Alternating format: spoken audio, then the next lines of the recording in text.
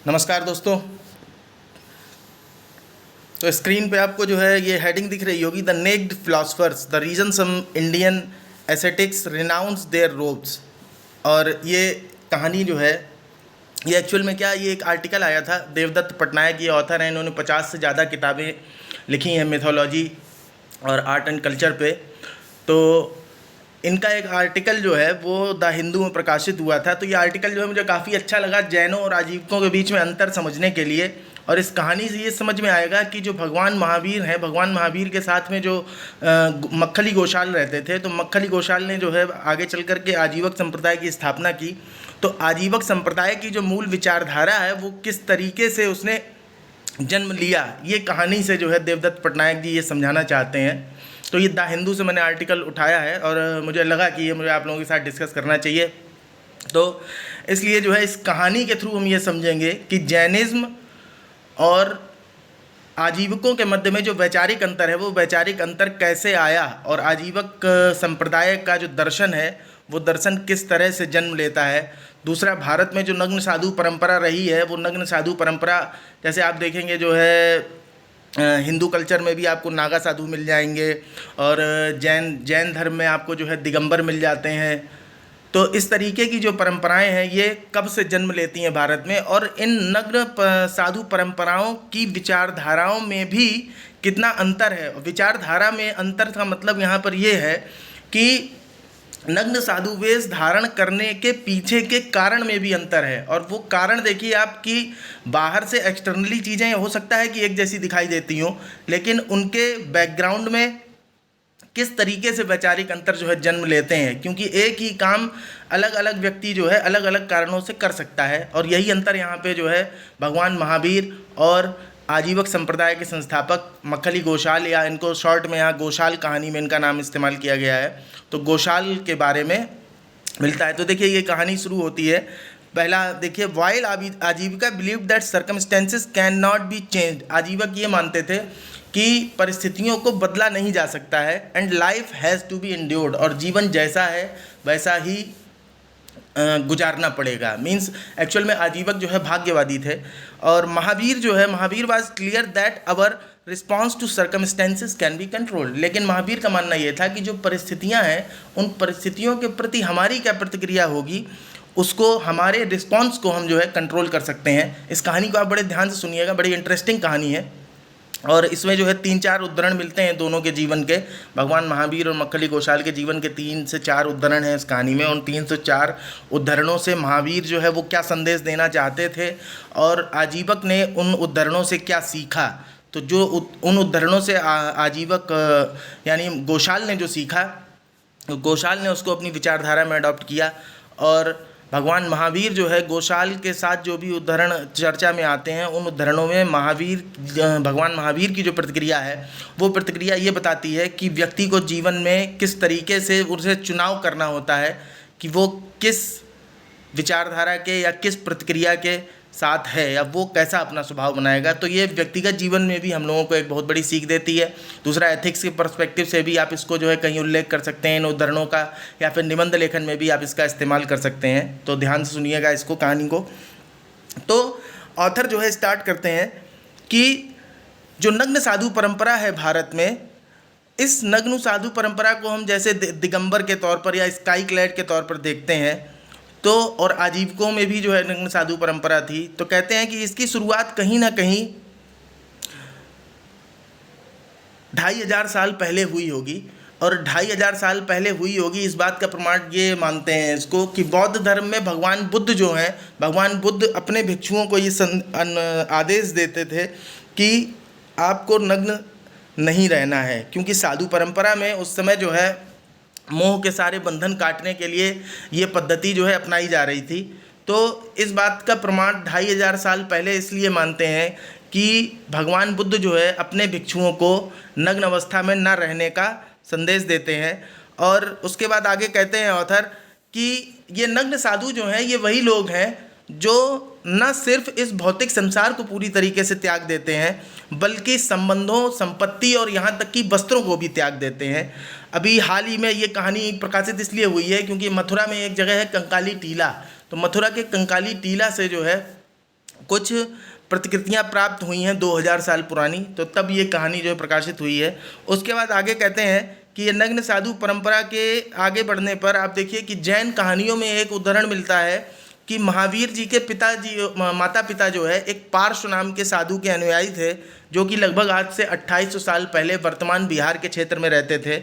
और पार्श्व जो है माना जाता है कि शायद पहले ऐसे साधु थे जिन्होंने कर्म और भाग्य इन दोनों के विषय में बात की, और कर्म और भाग्य के विषय में बात करने वाले पहले साधु पार्स थे। तो वहाँ से आप देखेंगे कि आइडिया ऑफ रिबर्थ, जो पुनर्जन्म का सिद्धांत है, वो दिखाई देता है। तो आगे ऑथर कहते हैं कि पार्स जो है लेकिन न्यूडिटी की प्रैक्टिस नहीं करते थे, मीन्स वो नग्न नहीं रहते थे, ऐसा श्वेतांबर परंपरा के लोग कहते हैं, लेकिन दिगंबर परंपरा के लोग ये बात नहीं मानते हैं। और आप देखेंगे कि जो पुनर्जन्म का सिद्धांत है वो वेदों में भी जो है लेटर वैदिक टेक्स्ट में दिखाई देता है। उत्तर वैदिक कालीन जो साहित्य है उस साहित्य में आपको जो है मिल जाएंगे पुनर्जन्म के सिद्धांत के का उल्लेख मिल जाएगा, जबकि पहले जो है पुनर्जन्म के सिद्धांत का उल्लेख जो है ऋग्वेद वगैरह में नहीं मिलता है। आगे ऑथर लिखते हैं कि मणिमेखलई एक तमिल साहित्य है, दक्षिण भारत के इतिहास में आप लोगों ने पढ़ा होगा।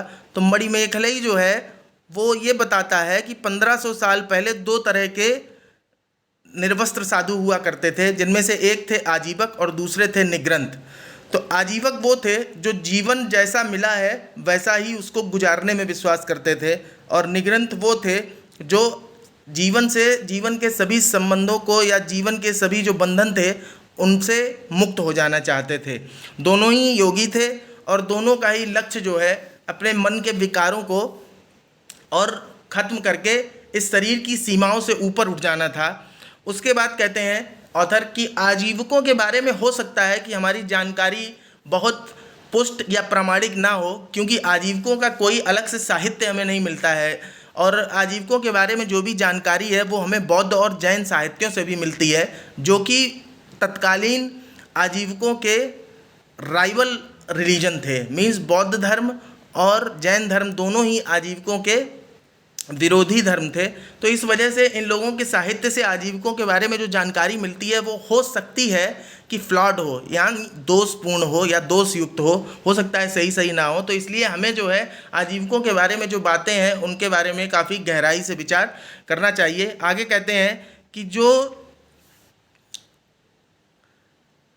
लेकिन दोनों ही परंपराओं के लोग कम से कम ये तो मानते ही हैं, एक सेकंड देखिएगा,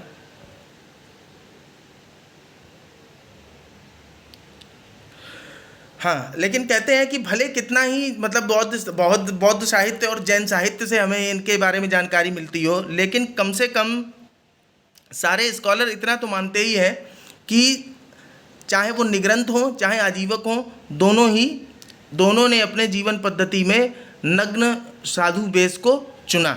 उसके बाद आगे कहते हैं कि ये नग्नता को चुनने के लिए श्वेतांबर साहित्य से, श्वेतांबर जैनों के साहित्य से एक उदाहरण मिलता है। इसको देखिए आप, कि कहते हैं कि महावीर ने, यानी भगवान महावीर ने जो वस्त्र त्यागे थे उसके पीछे कहानी ये है कि कहते हैं कि वो घर से जो वस्त्र पहन के निकले थे तो रास्ते में उन्हें कोई एक व्यक्ति मिला जिसे वस्त्रों की आवश्यकता थी।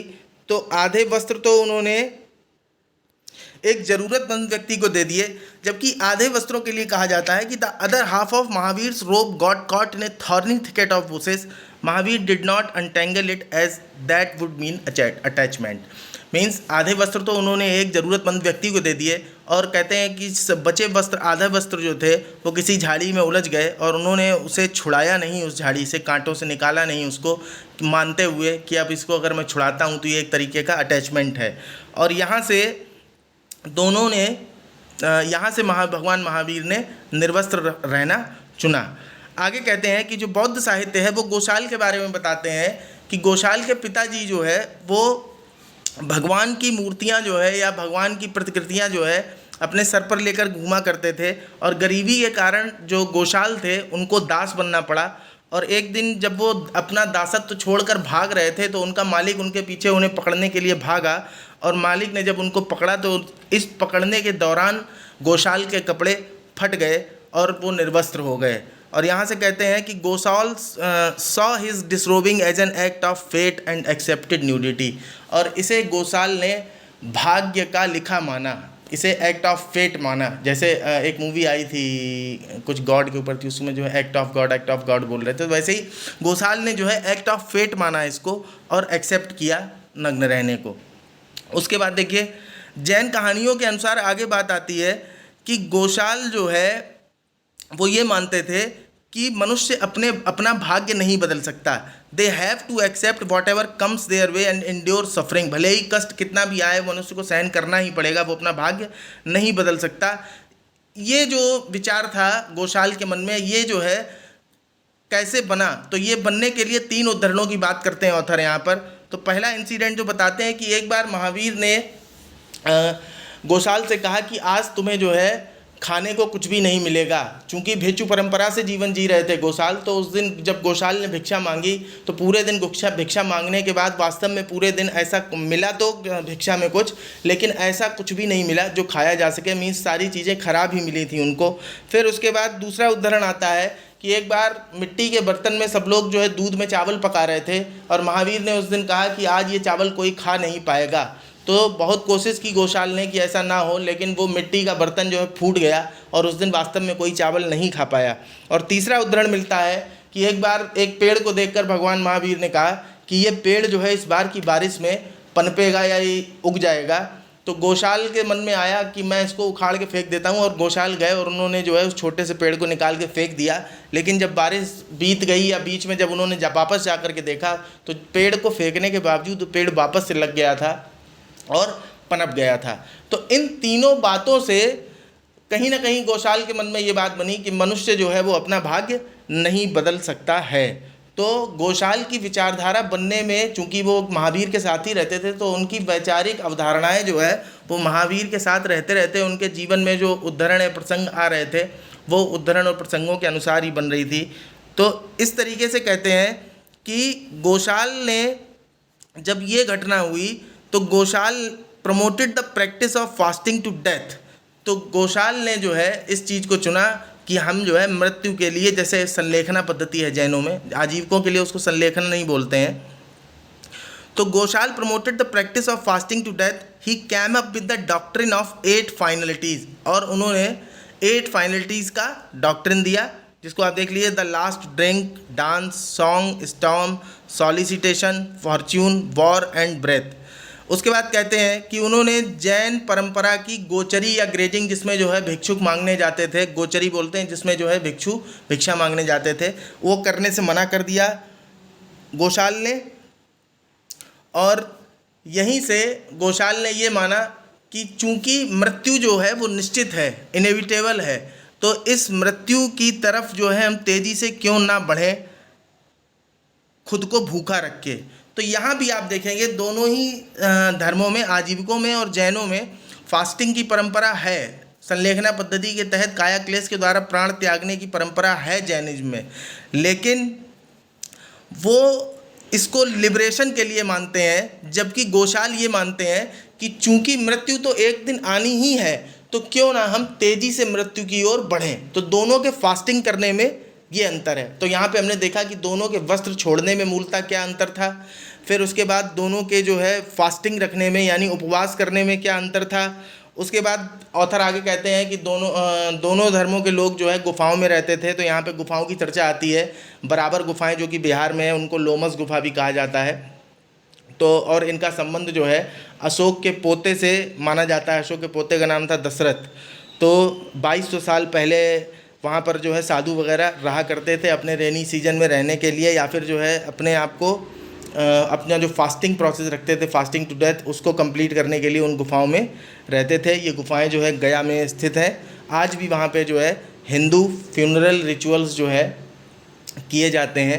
उसके बाद आगे कहते हैं दूसरा गुफाओं का सेट एक जो है उदयगिरी में मिलता है, जो खारवेल शासक ने बनवाया था। उदयगिरी की गुफाएं उड़ीसा में है, और ये जो है इसमें जैन भिक्षु जो है वो रहते थे रेनी सीजन्स के दौरान और फास्टिंग टू डेथ संलेखना पद्धति को पूरा करने के लिए।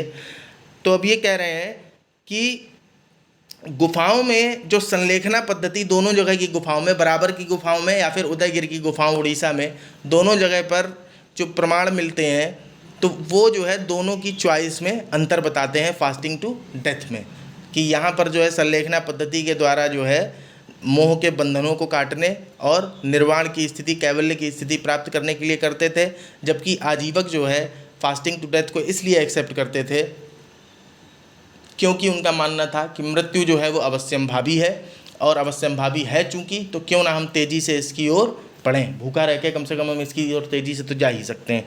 तो यहाँ जो है मूल एक ही घटना में दो कारण जो है वो अलग अलग इस तरह से हैं। उसके बाद एक कहानी मिलती है इनकी, एक सेकंड,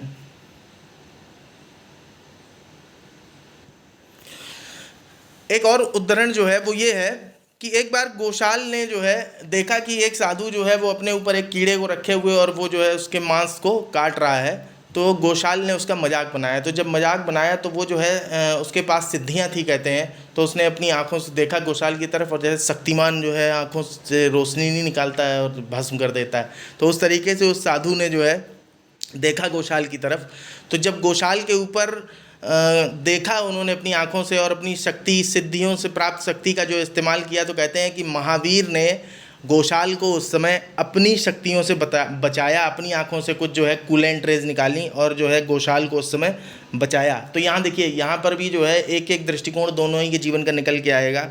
फिर उसके बाद कहते हैं कि ये देखकर जो है गोशाल को पता चला कि अपने माइंड को कॉन्सेंट्रेट करके और थोड़ी सी साधना करके हम भी ये सिद्धियां प्राप्त कर सकते हैं, और गोशाल ने भी जो है कालांतर में ये सिद्धियां प्राप्त कर लीं। पर धीरे धीरे करके क्या हुआ कि महावीर के अनुयायी थोड़े ज़्यादा हो गए थे और गोशाल को इस बात से ईर्ष्या होने लगी। तो गोशाल जो है महावीर के साथ में डिबेट करना चाहते थे, आर्ग्यू करना चाहते थे, लेकिन महावीर ने कभी भी आर्ग्यू नहीं की गोशाल के साथ। और यहाँ तक कि कहा जाता है कि एक बार नाराज़गी में गोशाल ने भगवान महावीर के ऊपर जब सिद्धियां प्राप्त कर ली गोशाल ने, तो अपनी सिद्धियों की शक्ति का इस्तेमाल करने का प्रयास किया। तो कहते हैं कि भगवान महावीर ने उस समय भी कोई प्रतिक्रिया नहीं दी या किसी तरह की कोई नाराज़गी नहीं जताई, किसी तरह से रिस्पॉन्ड करना उन्होंने एक्सेप्ट नहीं किया।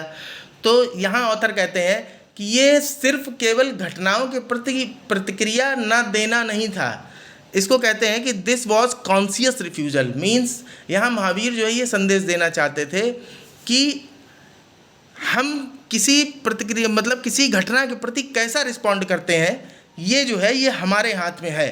तो जो जैसे आजीवक मानते थे कि मनुष्य की कोई स्वतंत्र इच्छा नहीं हो सकती है, मनुष्य किसी तरह से कोई स्वतंत्रता नहीं, उसे जो जीवन में मिलेगा उसे वही एक्सेप्ट करना पड़ेगा, चूँकि नियतिवादी भाग्यवादी थे।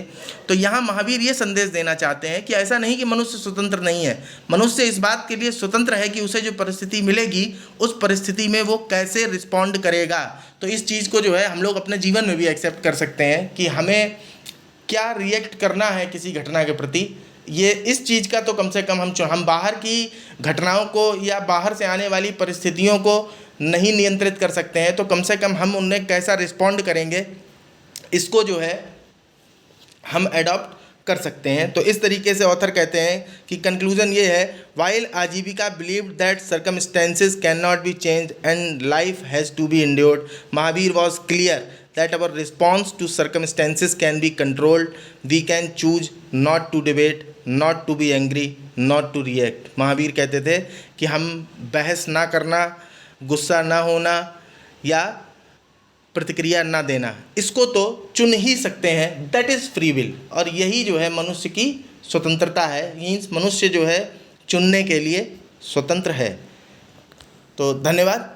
तो इस कहानी से कंक्लूजन आप निकाल लीजिए, समझ जाइए कि आजीवक जो है भाग्यवादी कैसे थे, नियतिवादी क्यों थे, और महावीर जो है वो क्या संदेश देना चाहते थे, और किस तरीके से महावीर का ये मानना था कि मनुष्य जो है उसकी फ्री विल होती है, और आजीवकों का मानना था कि मनुष्य की कोई फ्री विल नहीं होती है। धन्यवाद।